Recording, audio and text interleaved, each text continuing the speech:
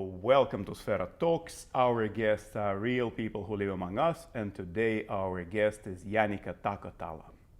Hi, nice to be here. Hello, nice to be here. Thank you for inviting. Could you please tell a few words about yourself? Yes.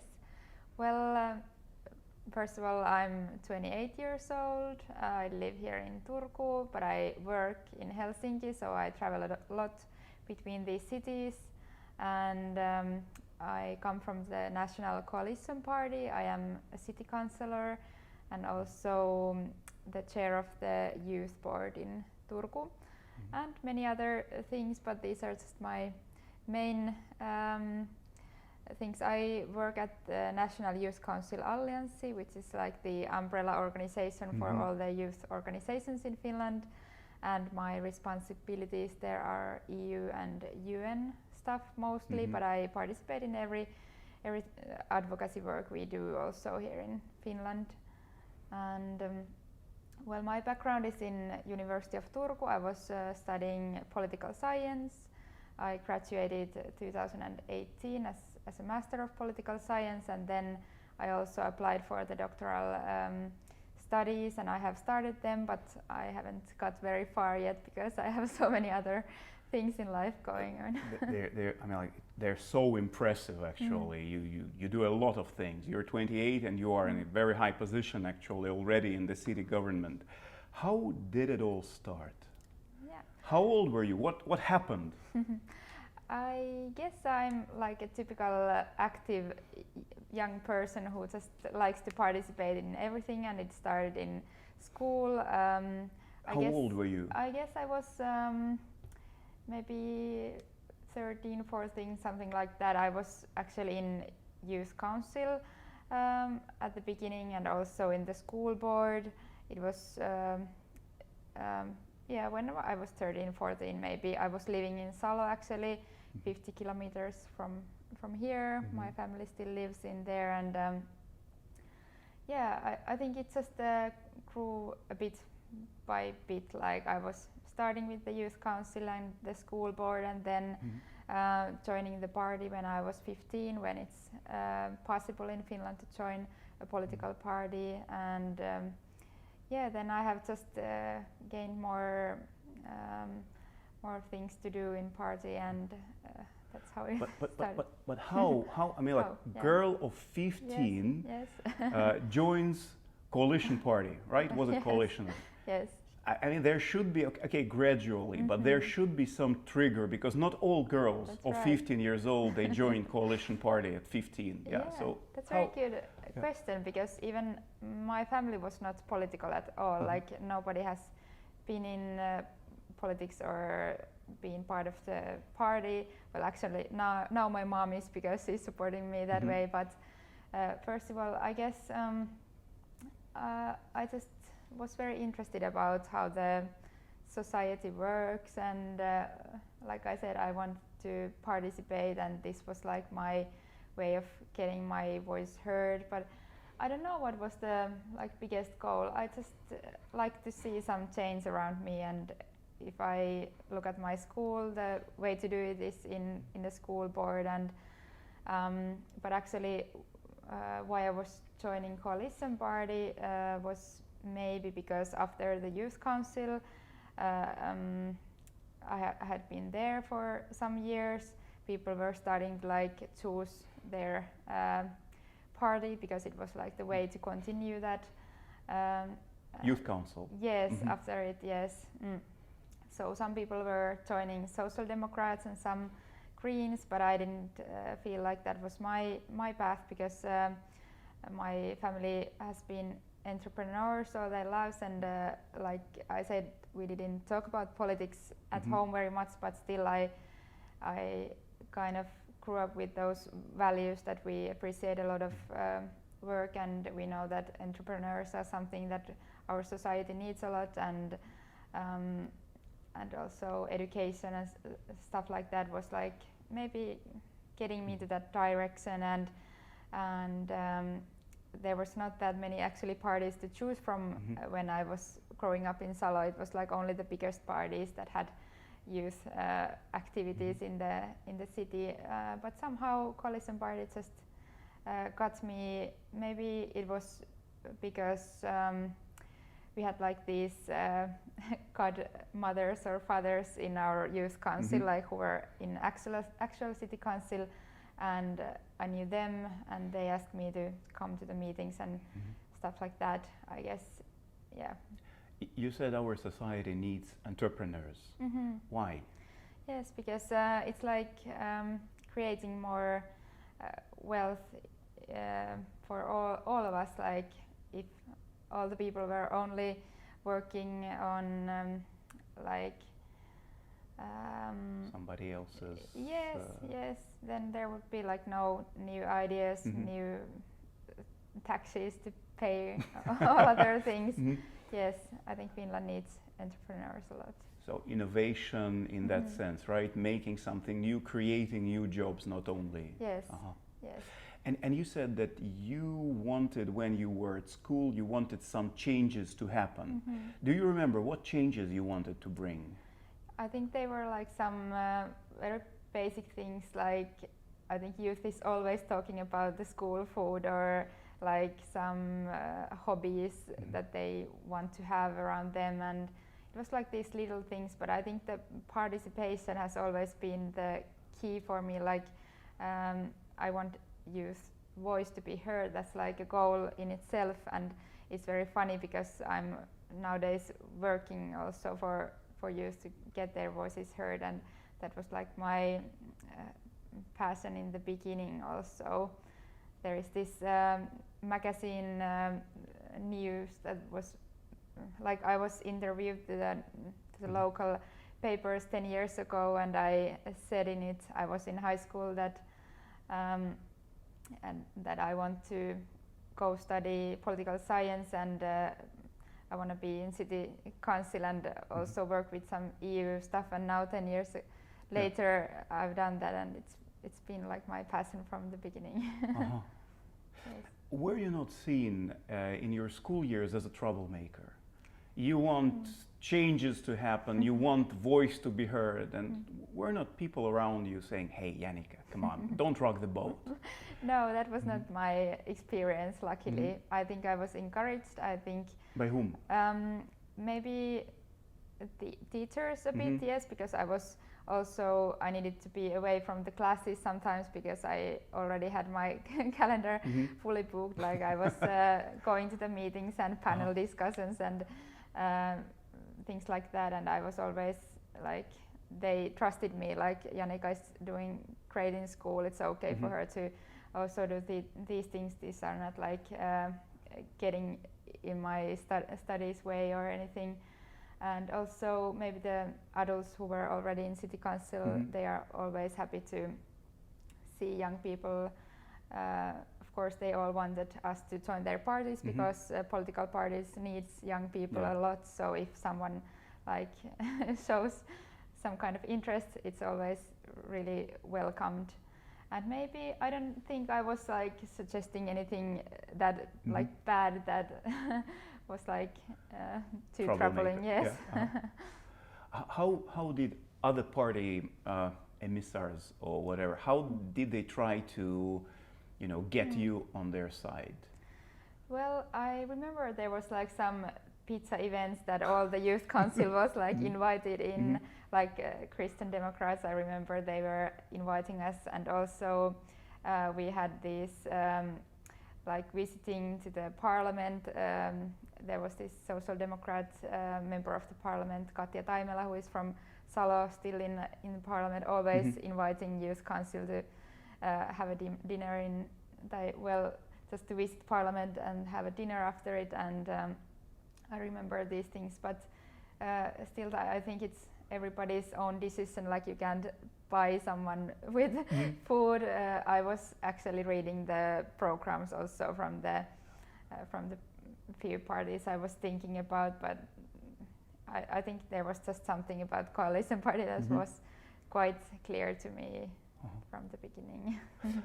In that youth council where you were with these teenagers basically who start in politics, is there something special about them that separates them from the rest kids or teenagers who are not interested in joining? Because it's extra time that you spend there, it's extra effort. So what makes them special? No matter about the party, but I mean like people in the youth council. It's a very good question. Well, I think it is that they have things quite good in life, I could say, because like you said, it needs to. It takes a lot of time. So if you are like not having things good back at home, you can't like have time to help others. I think maybe this is like something that basically I heard a lot that like people are saying that okay, youth council is like only representing people who have things quite good because they are so active and stuff like that. But I also think there are different opinions and people come from different backgrounds. Like in Salo, when I was in youth council, there was like some kids who really lived in countryside and had a lot of troubles of getting to the city, like to the town, and that was what they were talking about, like having some local youth clubs or something like that, because it was such a long distance. I'm just saying that there are youth from different backgrounds also in the youth council, but I guess what they have in common is just the passion to change things, like I said, also to understand more about this society. Maybe they want to study later something that has to do with societal things, and also they are quite like goal driven. They know that this is something they might maybe gain later. Like I always had a clear in my mind that I want to get a lot of connections since I was a teenager, because I just kind of knew it was something that might help me later in life, and that was true also. Maybe if you are applying to summer jobs or something, it looks good if you are active in some other ways. So I think these teenagers that take part, they also think about their future a lot. So basically, do I understand you correct? You said you wanted make connections, basically networking, right? Yes. Is it because it is more important who you know than what you know? Very good question. I think we need both of those sides, but like me now in working life, I see that my connections are maybe my most valuable skill also, because I have been working in parliament and been in party government and things like that. I have like very easy connections to every decision makers, at least in my party, but also because I was in youth politics and student politics so many years, I also know all young active people from other parties. So I think this is very important in working life, at least when you do advocacy work like I do. But if you only have like connections, you don't know nothing about things, that's also difficult. So you also have to know about things. You know a lot of people, right? You know, how many numbers are there in your phone book? Well, I think nowadays you don't even put everything in your notebook, like but if you look at my maybe Facebook connections or social media followers or something like that, I think it is many thousands. Of course, you can't know everybody that well if you have a lot of connections, but still I'd say that Finland is so small that always there is some connection to some decision maker or someone in some organization, or it's like they just come around again. So less than 6 handshakes, Yes. So it's, networking, it's very important, and apparently you perfected the skill. What would you recommend to people who want to have connections? Maybe not that many thousands, but at least some. So what would you recommend? How to network? What skills? Yeah, well, I first of all say that go to some organizations. Finland is full of organizations. Like it can be like scouts, or it can be a political party, or it can be like anything, but just go there, be around people and things that you are interested of. Like, you also need to have a real compassion for that thing. It's like it doesn't look good if you only go there to make connections. Like, you have to earn their trust first by participating in that organization or something. But well, yeah, that's like my advice. I just have been so active in so many places that that's why I know people. But there is like no other way, I would say. So being active and actually investing your time and effort into real work. Yes. So it's not just going and like, hey, can I have your number and yeah, blah. that's right. Yeah. You said on your website that you have expertise in influencing. What is influencing? I'd say it's kind of the same word than advocacy. Like, I do advocacy work. Well, it's about, if you think it in like societal context, you have to know what is going to happen and when and who is going to decide about it. So it's like you can't influence somebody or something too late. That's like the most important thing. I think, and also that. You mean anticipating changes already? It's important, or what anticipating changes? You mean so that you, if I, or maybe I misheard. You said that you cannot influence things that are already late. So you have to be in the early phase. Yes, that's very important. Yes, I was also actually doing my master's thesis a bit about this, like the players in the background in politics, like the minister advisors and stuff like that. It's really interesting, like how people think that when they see things in news, this is like happening, they will send an email to decision maker or something, but it might be already too late. You have to like talk to those who are preparing for this decision making, and also you have to make your message in such a way that it is interesting to the person who is hearing it. Like maybe you have something in common, or maybe you think about which party he or she comes from and how you could like make it so that he or she understands it well. And do I understand correctly that actually the decisions made, which we see on TV or in the news, it's the tip of the iceberg? Yes. And all basically work that led to that decision were well below the water, and it involves people who maybe we do not see on TV.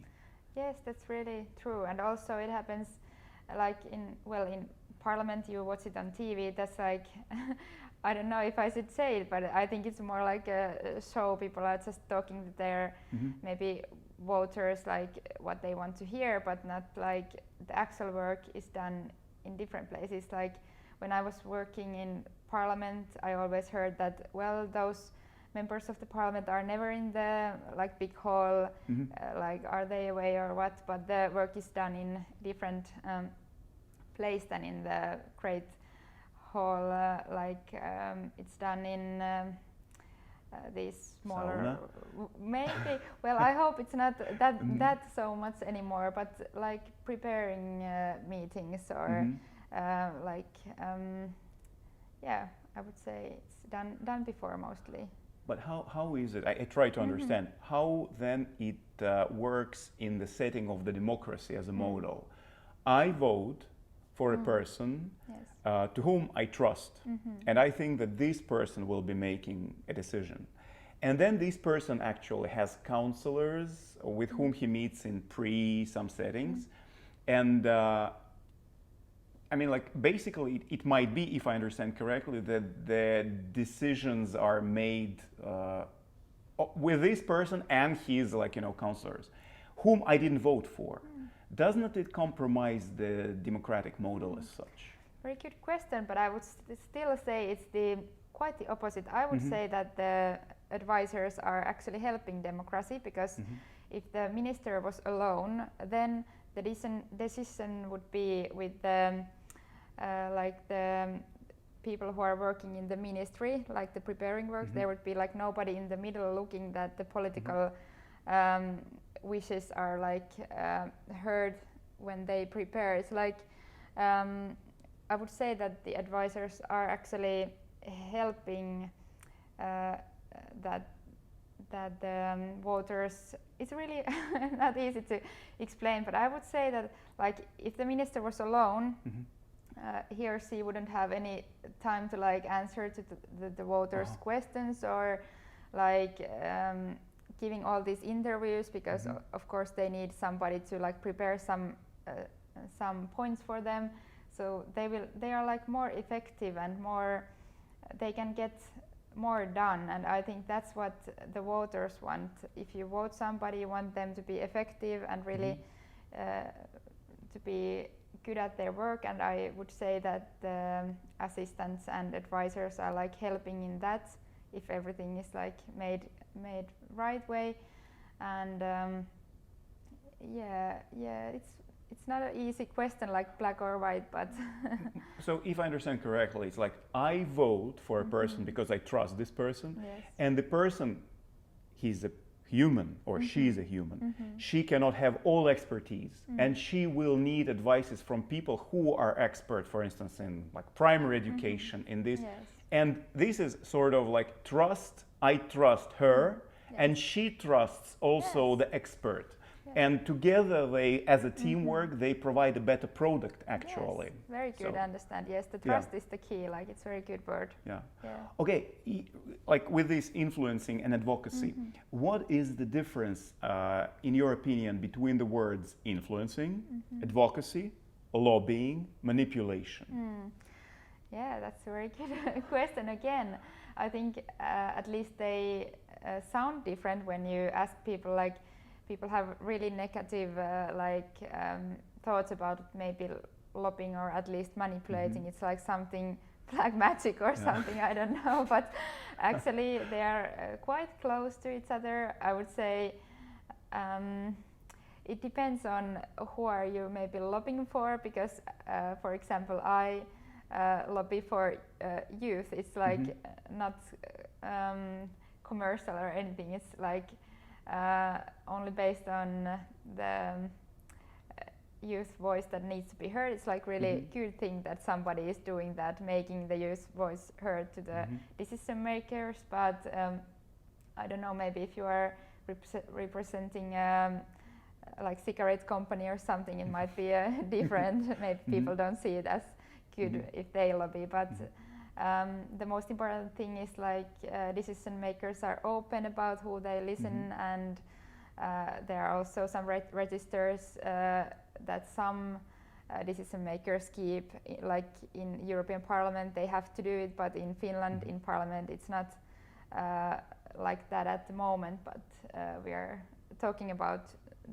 it, like should there be some website you can look who this person has met. Maybe I would say it's always good to be open. You said, and actually it's in your website, as that you are the voice of future generations, and you said that you want the voice of youth to be heard. There is no youth. There are like, you know, thousands of people with different opinions, different backgrounds. So what is this voice of youth for you? Yes, also good point. There is like not one big mass of youth. There are different young people from different parts of Finland or with different opinions. At my work, it's done through organizations. There are like 140 national youth organizations who get together, and there is this political program they vote about. Like so, that's democracy. Not like maybe not every voice is heard, but those that have like the biggest majority behind them.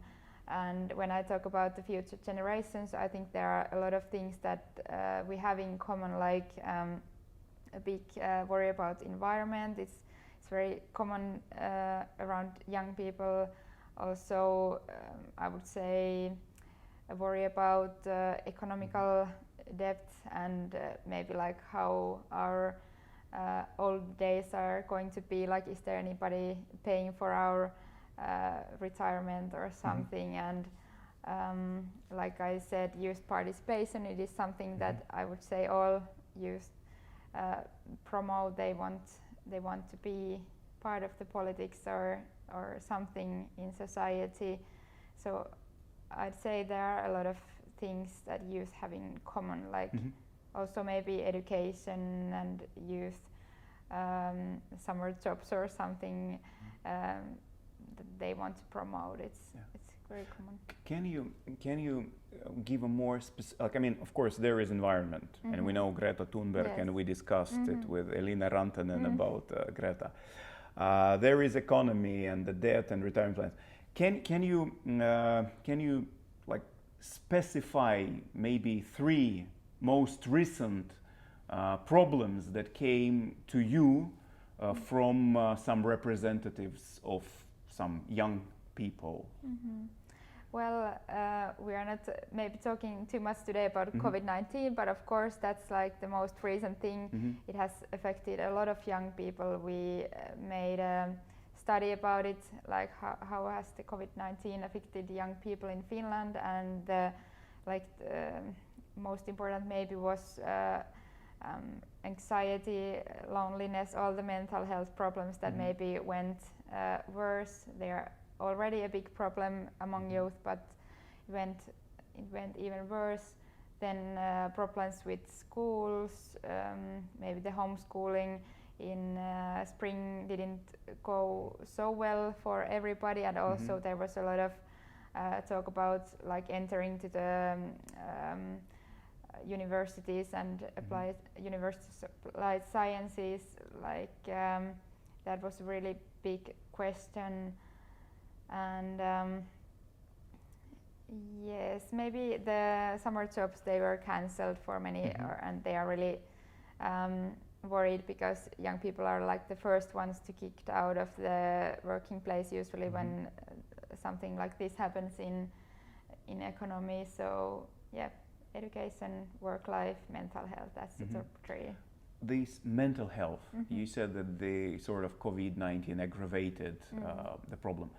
We are, I think, living in a fantastic time. And Western Europe, like Finland, it's a fantastic place actually for youth to live. Yes. Why do you think where from these mental problems do come from? Yes, because you always hear that Finland is like the most happiest country, but still the rates for like, for example, suicides are really high. So there are some maybe things I see in the background.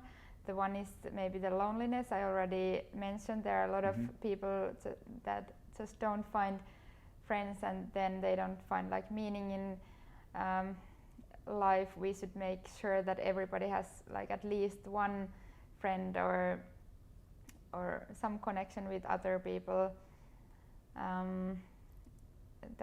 That was important. Now I kind of lost what I was thinking about. Fantastic time to live. Finland is a happy country, but we still have this loneliness.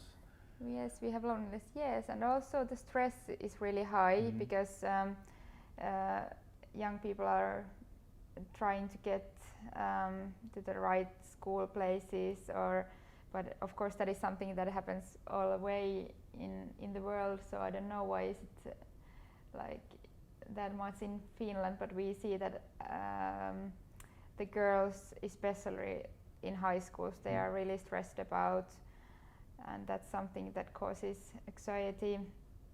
And I don't know, maybe the expects are like very high when you see in social media people are also pretty and wealth and succeeding in their lives, and maybe you don't see the like real pictures. Maybe you like think that your life should also be like that. If it is not, you will feel depressed. I don't know, of course there are a lot of like things that you can't just say that this is the reason for everybody, but these are just some things that comes to my mind. But is like you said about this social media, I also, like, you know, I'm thinking you sort of made me think the images of wealthy, prosperous people, they might be depressing, yeah, for someone. Do you think, or maybe you know some statistics, how social media affect youth actually? Is there other studies? And yes. For example, I can say that there are a lot of hate speech and bullying in social media, and that is something that is affecting a lot young people's well-being. But also, if you spend too much time with mobiles and not with maybe out with real people, it also does something to your mind. So it's actually the sides of the same coin. So you spend a lot of time in social media following some Kardashians or whatever, and you do not actually, you think that this is life, you do not mix with or mingle with people who are around you, and it sort of exacerbates all this loneliness and mental things. So I think so. So what to do with this loneliness? You said that everyone should have a friend and should have, like, what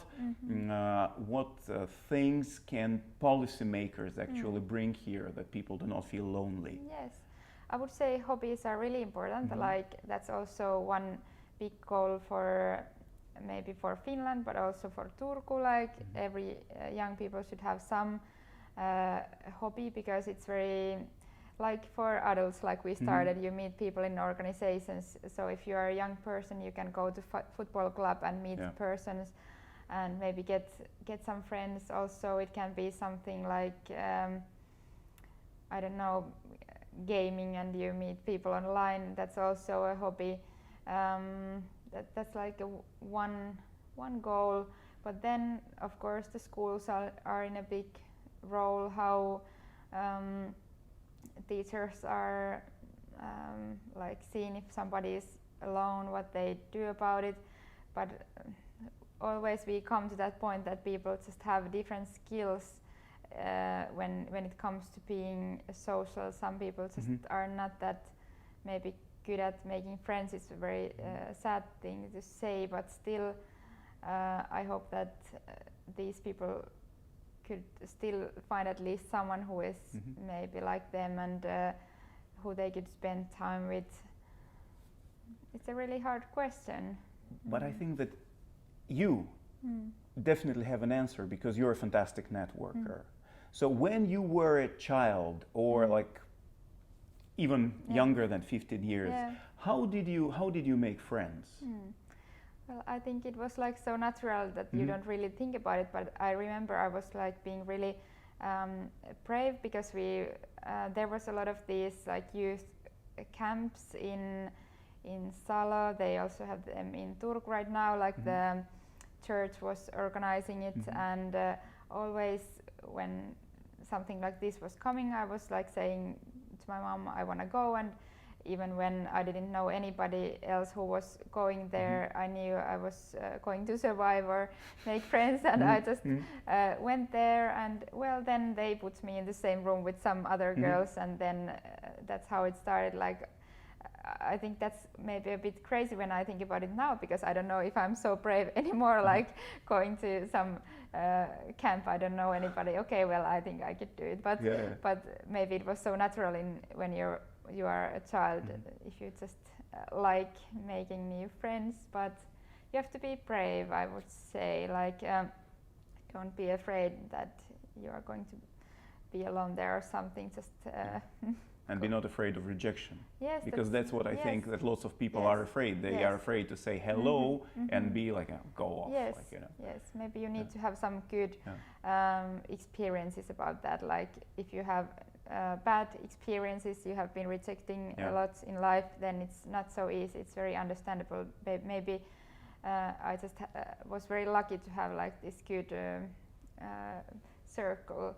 Like, when I went there one time, I made friends. It was easier to go there next time and make friends again. And plus, you're this Nuorisolautakunta. Yes. You're actually financing lots of NGOs that do something that people do not feel lonely. So I think it's also worth sort of mentioning.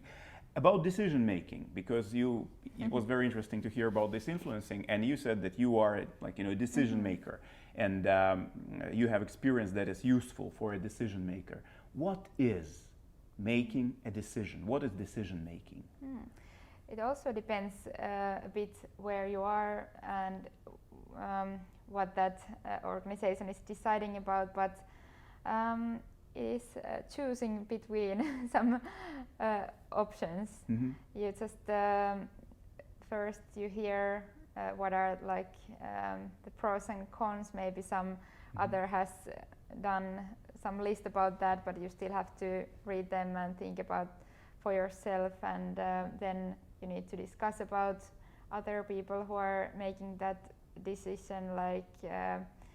It's easier when you know what they think and make sure that there is maturity for something you want to happen. And it's not maybe rocket science, but isn't it? Do you always have everybody wanting the same decision? Apparently you have sometimes dissent and opposing views. And can you remember something from the recent that you had? You didn't have one view on a problem, but you somehow went and made a decision. So can you some experience? Very good question again. I'm in so many different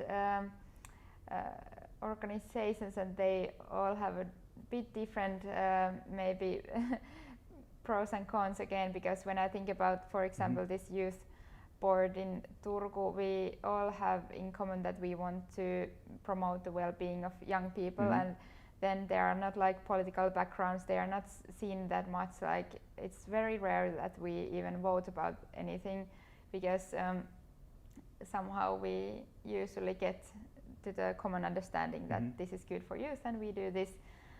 Maybe some city council is a more example of a place where the political background decides almost everything. There have been these negotiations before, this party is going to do this and this is going to do this, and then we just go to the city hall and maybe do the things that have already been decided before it. So I don't know what would be a good example about a debate that has been maybe.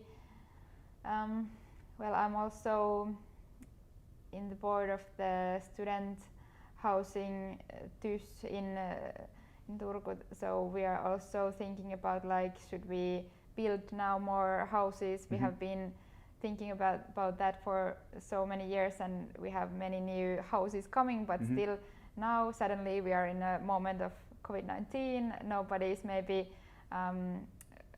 moving to their student city that much anymore. Maybe they're staying somewhere else and participating digitally, and also foreign students are not coming and things like that. Maybe we had a debate about should we now build new houses or not.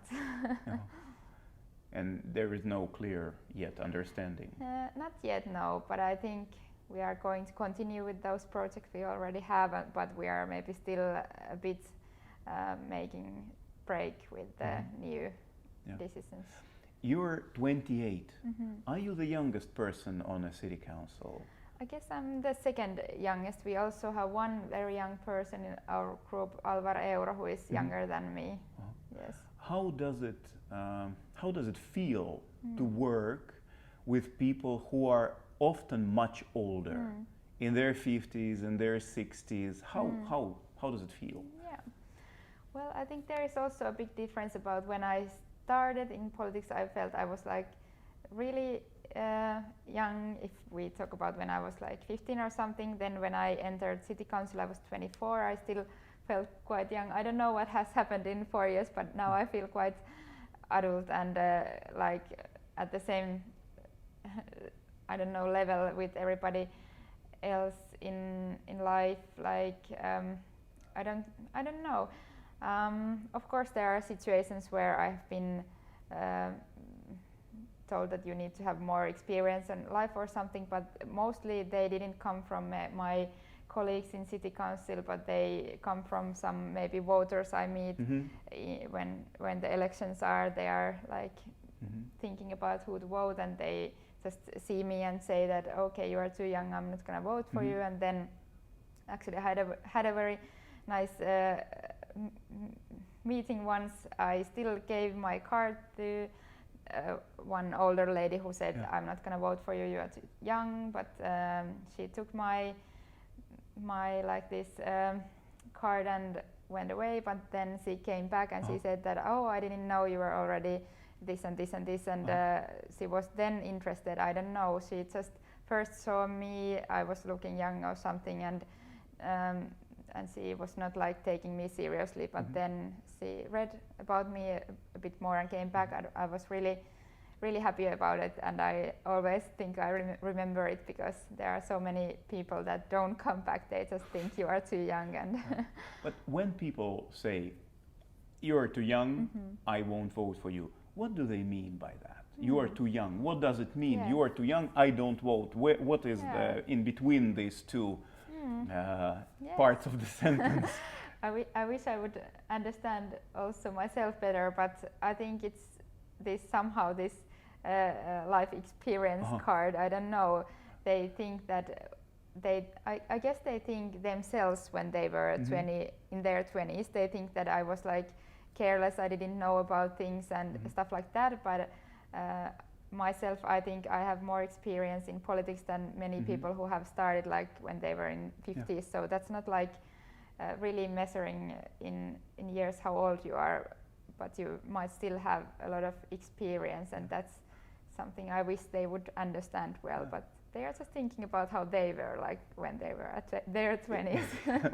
Yeah, but speaking about experience, I like this very much quote that sometimes 30 years of experience is not 30 years of experience, it's 1 year experience repeated 30 times.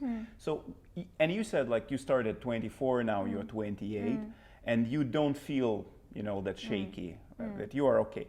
So what is experience for you? What does it mean, experience? I think it comes from, first of all, maybe education. Of course, it's not fair to think that everybody must have a political science degree to participate in politics, but I still think it's very useful. Then, of course, you have to have some experience maybe in working life, or then you can get it also from the organizations you are participating, like without being paid. So that's maybe a combination of these things, and then you have to have motivation to learn more. Like you have to think that you are not ready, you have to always try more, and that's how you maybe become better. And this political science education, what did it give to you? What useful was it? When I was studying, I thought that this is like so far away from the real life, like I'm not going to use it. It was like reading maybe some philosophy, old books. Plato, for instance. Yes, that's right. Yeah, I didn't see the connection, but then I started at working in the Finnish Parliament when I had my like the middle, like when I was in middle of my studies, and then I saw the connection. Like everything I had learned about, I saw, okay, that's happening here, this is this. And also I was advisor for the Minister of Education in Finland, and I was a lot of writing her speeches, and that's when I got to use those philosophical statements that like gave some background to everything. I don't know, and that's when I started making my master's thesis about this, how advisors are affecting politics. And I don't know, I just really think that it's the best education I have ever had in politics when I was working in Parliament and in the Ministry of Education. That's how I really saw everything like happening from the inside, and maybe the education was helping me because it was giving some just some basic information from the background. Do you remember something from your working with the Minister of Education? Do you remember something like interesting story that happened to you? And a lot, but every time I say that, maybe the biggest thing I always remember is that ministers are human beings. Like when I started, I was really afraid, like, I don't know, I was being like, I don't know, I was a bit afraid of them. Like I thought they were something like that needs to be afraid of, but then I saw they are really regular people. I saw many ministers in their, like, also in their weakest moments crying or something, and I'm not talking about my minister now, but still it was like seeing that they are real people. These things that happen in TV or magazines, they are really hurting them, and they are really trying their best, and still people are so harsh on them. Like I think when people write something in internet about politicians, they don't really understand that those are real people. And also I was reading a lot of those letters that comes to the minister, and some things were just so, it's just terrible how they talk about, even about like hurting to their children or something. It's like so bad. It's like making me still angry, because those people, they have a passion, they want to make this society better, and they are doing their best with what they have, and still I think they should be appreciated more. Where does this hate come from? Why we have so many hate online? Why do we have these hate letters? Why? Where does it emanate from? I always think maybe the person who writes something like this doesn't have a very happy life themselves. Maybe they are feeling bad, like maybe they feel like they have not succeeded in life and they need somebody to blame for it. And of course they see in television this politician saying things, and okay, that's the reason I'm not having things good or projecting something. their frustration on some popular figures. I think so, yeah. Do you think that internet should be moderated? So that, I mean, free internet, we have lots of people with free access, lots of hate. Should then we put some moderation on internet or censure? Or? I don't think so. I think the freedom of speech is really good, because it's good that they can at least say it aloud. If people are like told to be silent and they are still like angry inside and not expressing themselves, it might come out even in the worst way. Like they might then do something like that is not their democratic rights. They are like maybe getting into violent demonstrations or something like that, I'd say. But of course there is a line about what you can say in internet, even when you have the freedom of speech. Like you can't threat somebody or their family, like that's a police business then. Yeah. How do you define freedom? That's something that we talk a lot about in the coalition party, because we believe in freedom. We believe that a person should always, I mean, we trust in people and their freedom to choose. That is something that we have not in common with some other parties, because some other parties are thinking like society needs to decide for everybody, but we trust people. So there is negative freedom and positive freedom. It's like I believe in freedom that you can do everything, at least when you're not harming other people. Like that's something quite classical thinking about freedom, and I also believe in that. So so, and everybody has the right to the same, yeah? Yes, at least when they are not hurting other people, yeah. But we started this freedom talk from the hate letters and hate, so so I still wonder where is the border, because I mean, like, there is a common expression that my freedom ends where your nose starts, right? Yeah. So where my nose starts, that you know, that's can we put a line on that? So hate letters. Yeah, it's really hard, at least in like making laws to make the line. Exactly. Well, you can like always ask person if you felt offended or if you felt threatened or something, and that's kind of where you can have some line, but in lawmaking it's different when you have to make so like general lines for everybody. But I think you shouldn't hurt people. That's something like I don't have all the answers for these questions, but maybe there should be more maybe consequences about if you like are doing this like massive campaigns against some people, and they are then their whole life gets like bullying, basically, like campaigning. Yes. Do you think that freedom and the degree of freedom that a person can utilize is proportional to the level of education of that person?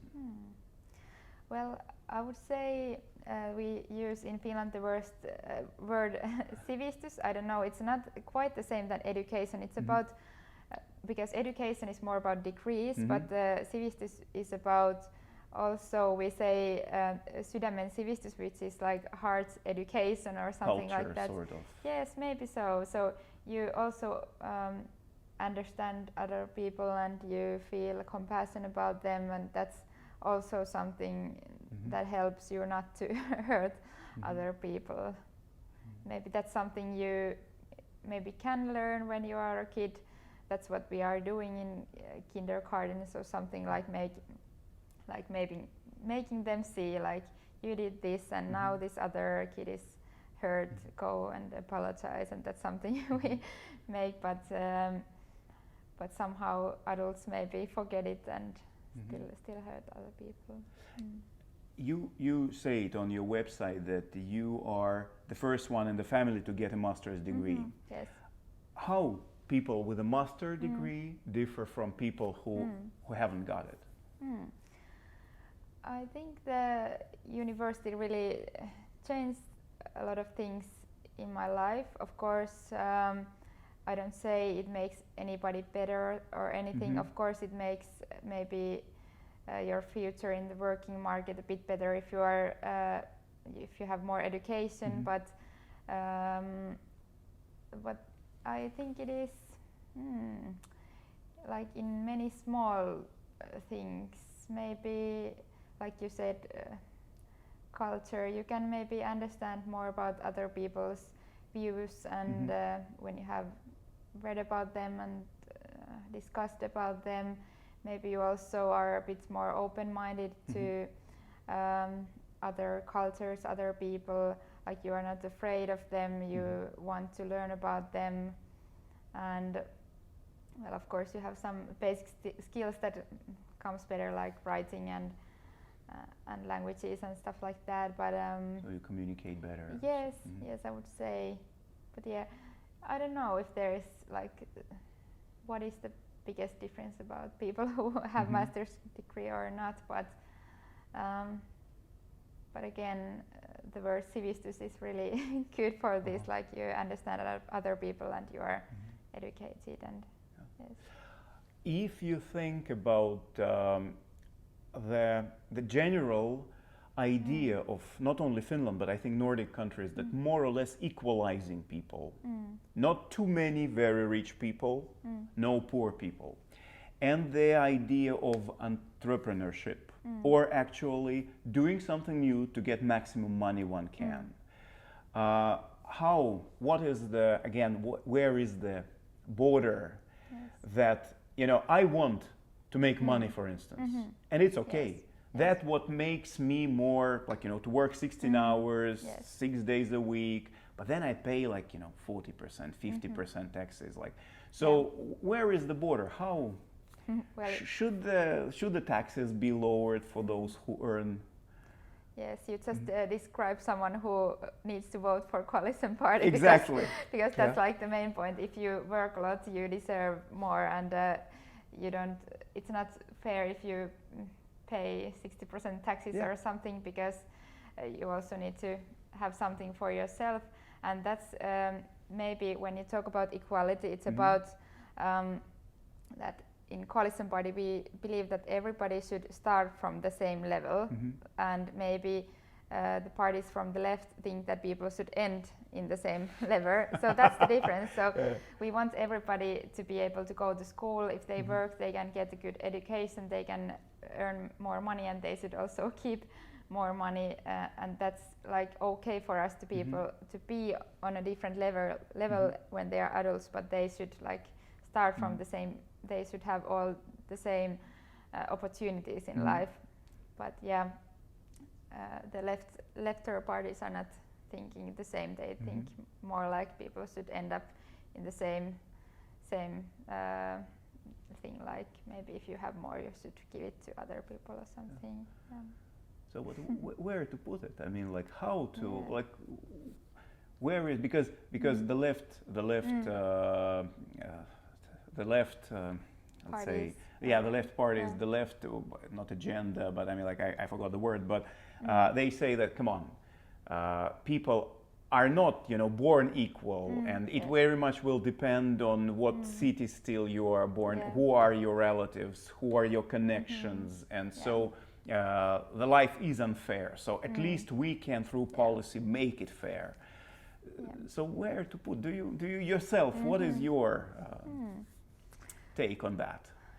Oh, I don't have maybe just one answer, but I think Nordic countries are a really good example about places where you really can achieve like this American dream they are talking about in America, but that's not true in America, but it is true in Nordic countries. You can come here, you can start here, you can get education, it's free for you, and you can, if you are like doing a lot of work, you will then maybe end up in a better position than your parents had or something.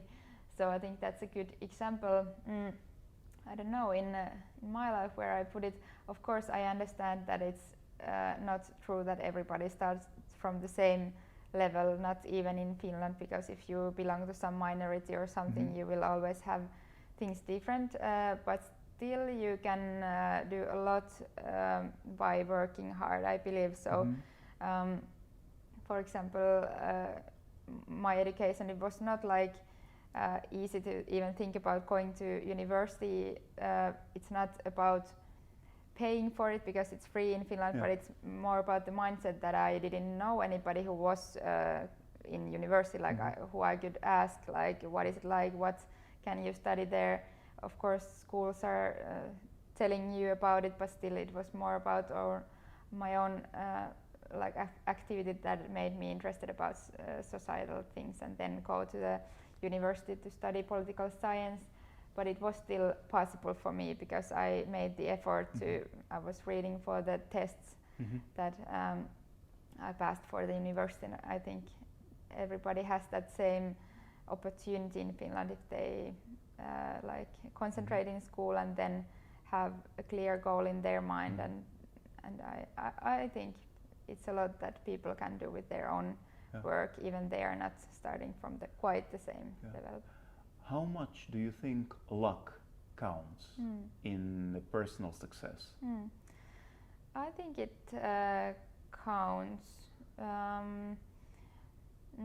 but still I don't want anything to be left only for the luck, because maybe you need both. I guess someone has said that in succeeding it's maybe 70% about work and 30% about I don't know, your skills or something. So that's the balance I believe in. You have to be lucky to have some skills that comes from maybe your parents or something, and then 70% of your own work that counts. Nordic countries, as you said, are successful, very successful, much more successful than lots of countries that have more resources, more better climates. Like, why? What is the Nordic secret or Nordic trait, or what makes them successful? I'd say it is the equality. Like we have very good balance between women and men. For example, we had the right to vote for women in the early like 1918 was the year, and that's how we even we have a small society, we get everybody's skills to be well used when nobody is like doomed for what they were born for. Like if you are a girl in some countries, or if you are born in poor family, that's like you will stay there. It's not possible to maybe get to your fullest potential. But in Nordic countries, I believe we are quite good at that, like making everybody's full potential to be used for the society. That's at least one very important thing that comes to my mind. Maybe there are other things too, but. You said like women got voting right. The first country to give voting right to women was Soviet Union. Really? Yes, Okay. it was like just immediately after the revolution. So what went wrong with the Soviet Union? Why very progressive ideas ended up not really nicely? What went wrong? Maybe it is just the idea of sharing everything. It's like really beautiful idea that we are equal, but it's more about this what the lefter parties are still thinking, that we should all end up in the same situation, like regardless of what we do by ourselves. So maybe people come more lazy, or they don't care about their property so much if they don't really Free own riding. it. Yes, that's something that I think. But of course, I wasn't living there. I don't have all the information. But okay, you said that sometimes, like minorities can be underprivileged, for instance, in some aspects. Is there xenophobia in Finland? Yes, unfortunately, yes. It's also been studied. Like we are really racist country in Europe. That's really shame for us. I think it is maybe because we have been like here in North so alone, like so long time. It's like nobody wants to come here because it's a hard language, hard climate. It's not something we have like used to have people just to work here or something. So it is still like very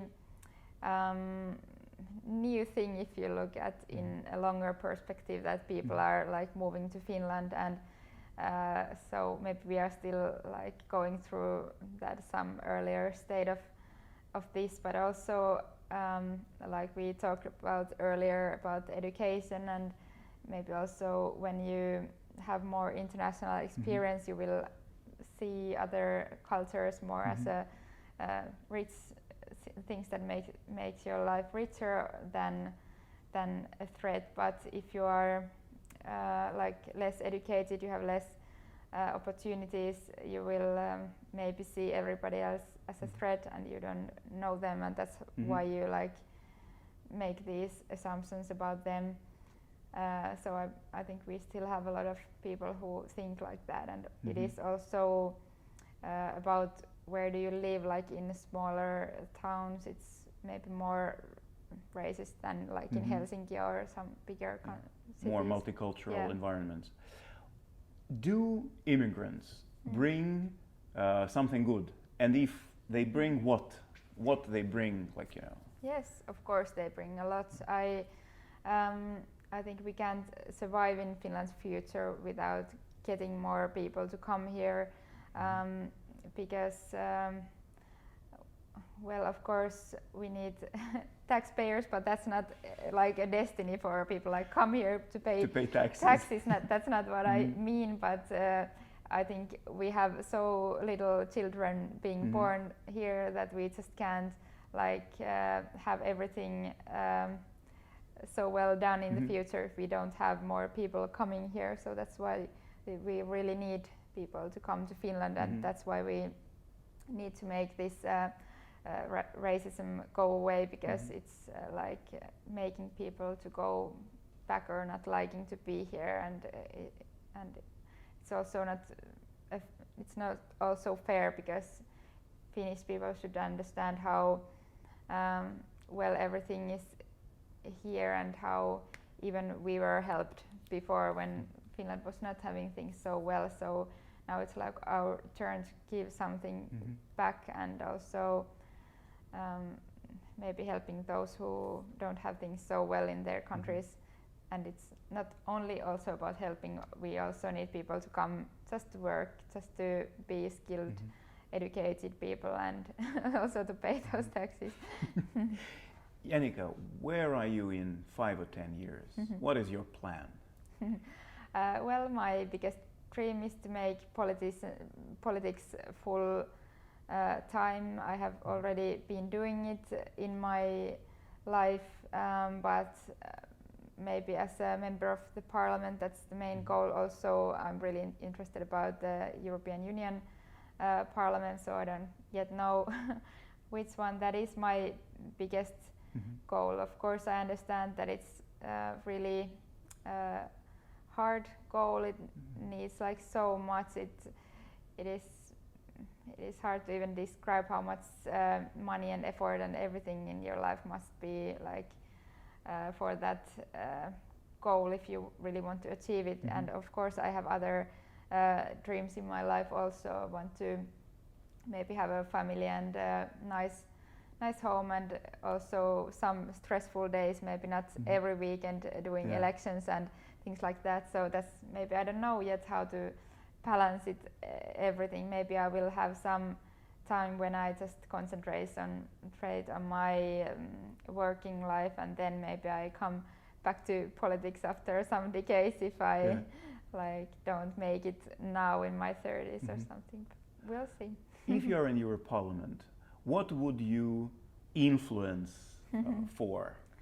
Well, it's a combination of my values. I think everything comes from that. You have to think on whose side you are. Of course, you have to think like this common good, but I don't really believe in that. Everybody is like representing of something, and I think I will be always on youth side and on environmental side, and also just education side. Those are things that have been driven me for years, and I don't see why it would like stop at some point.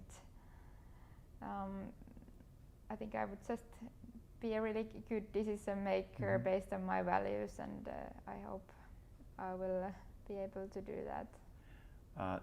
Do you think that Brexit will be basically the first and the last story of a country that is going outside of European Union?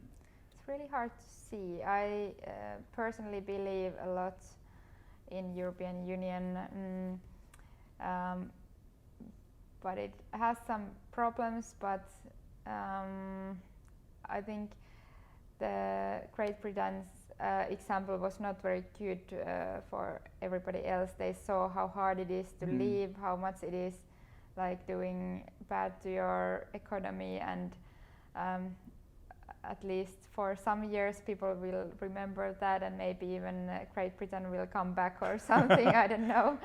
So I don't think anybody else is leaving right now, but of course I'm worried about these populist wings that have emerged in other countries a lot, that has a lot of criticism towards EU, and they are just using people's frustration as a fuel. Maybe people don't even actually hate EU, they just again need somebody to blame about their bad situations in life. Lousy life. Yes, so I hope it's not going to.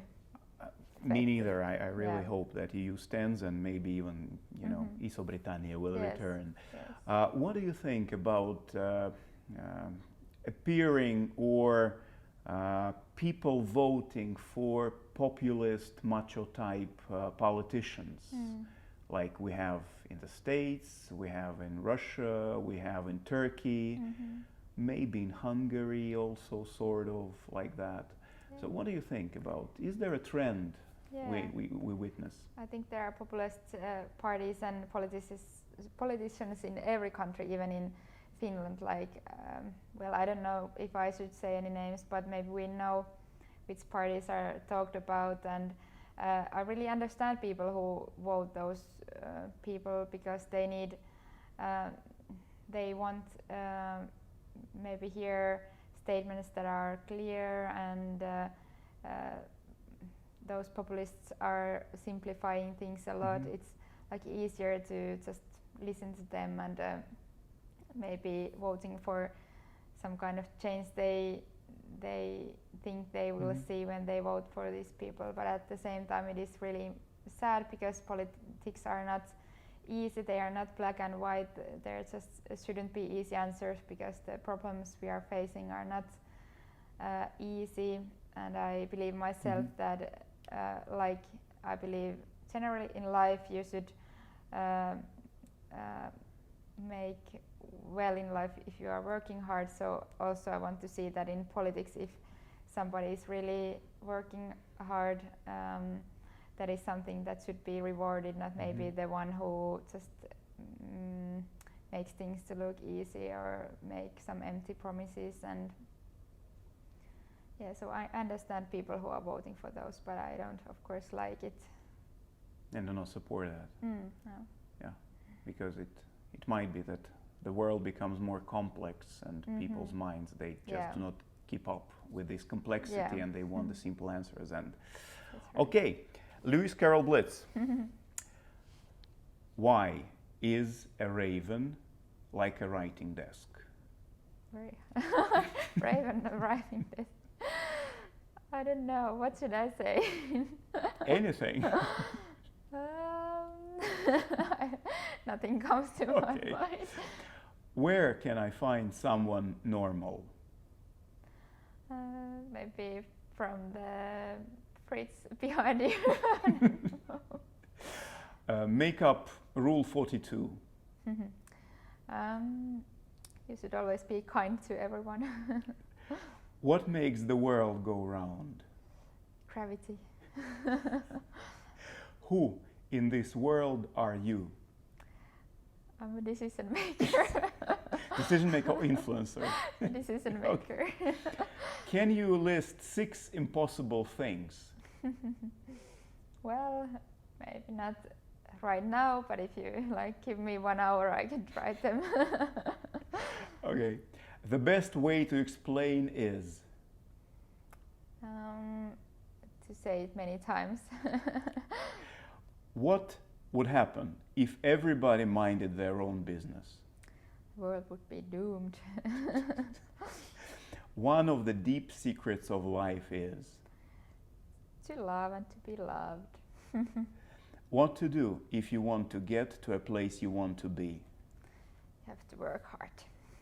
Janika, thank you very much. Thank and you. all the best possible luck. I think you're doing fantastic. Absolutely so much. fantastic.